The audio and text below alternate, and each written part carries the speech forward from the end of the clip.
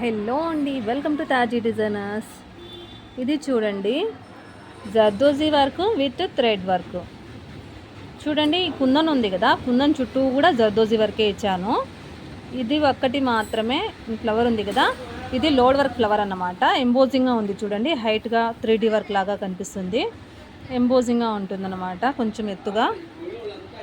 Flower ఒక్కటే thread work ఇచ్చాను అన్నమాట, మిగిలిందంతా జర్దోజీ వర్కే.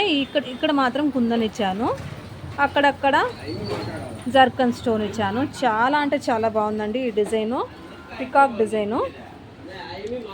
హ్యాండ్స్కి కూడా అలాగే ఉంటుంది చూడండి, హ్యాండ్స్కి కూడా 2 పికాక్స్ వచ్చాయి, పెద్ద పెద్ద పికాక్స్.